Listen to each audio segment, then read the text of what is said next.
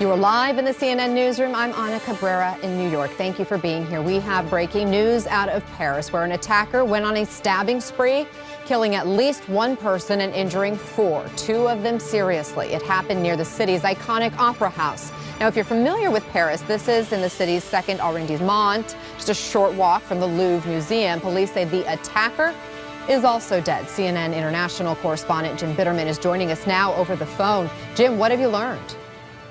Well, Anna, not a whole lot more than the last time. Basically, the assailant went after five people, apparently. One of those people is now dead.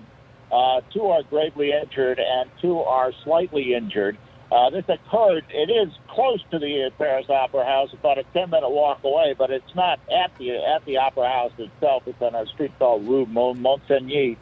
And the attacker was killed by police as he was committing his act. Apparently, it happened very quickly. Apparently, and the terrorism prosecutor says that they are still evaluating whether or not they're going to get involved. What that means is, Anna, they're not sure that this was a terrorism-related event.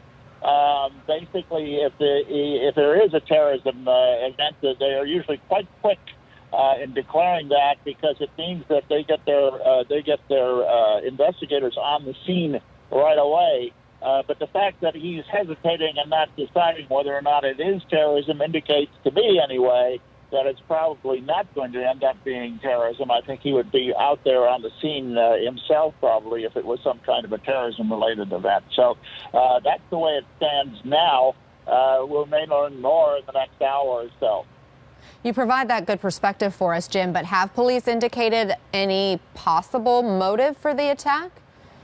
No, not at all, not at all. And, I heard you talking earlier with Josh about knife attacks, and yes, there have been a number of them in Paris, but of course, the injuries and deaths are quite low when compared to gun attacks, because it's a lot more difficult to go at someone with a knife. But it is a weapon that's used more frequently here, simply because the gun control laws in France are such that it is difficult to get guns. It's not impossible, but it is difficult.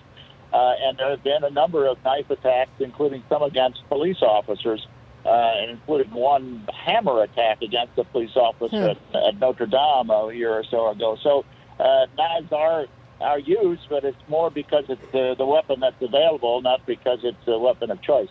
Gotcha. Jim, stay with me. I want to also bring in CNN's counterterrorism analyst and former CIA counterterrorism official, Phil Mudd. Phil, I know you are very familiar with this area because I understand you used to live in this area. What's your initial read on this? Couple questions I'd have. There's always, in my view, a gap between what the public thinks about it in terms of motives and what professionals would think. I think Jim is right to be a little bit cautious on ascribing motive. I see a couple things here. If you look at the history of attacks recently, you see attacks using things like guns. As Jim said, those are difficult to acquire, but easier to acquire would be a van or a truck. We've seen those kinds of attacks, as you know, in France, in the UK, and Germany. So I wonder why someone who didn't try a more aggressive form of a terror attack. That leads me to question two: was this person part of a conspiracy or not that might lead to a judgment about terrorism? I think the police will know that very quickly, but this one, I think we really dodged what could have been. There's a tragedy, but it could have been a catastrophe if this went in the direction that we'd seen in previous attacks in Europe, Anna. Obviously, the big question is the motive, but the attacker is also dead. So what are law enforcement officials doing right now, Phil? The first question you got to have is identification. I mean, you're going to talk to the people around the scene about whether the attacker said anything at the site. I think that's significant, but not nearly as significant as a couple other questions I have. As soon as you get an identification of the attacker, you're going to get access to an apartment, to friends and family, to social media. Within hours, you should have a sense of whether the individual had access to propaganda, whether he was talking to friends and family about views, political views, whether it's related to radical Islam or anything else. So identification of the attacker would be my first question, and whether you can get a quick judgment about intent. And also that second question, whether there was a circle of people around him that supported him. I suspect not, but that's not a fact yet.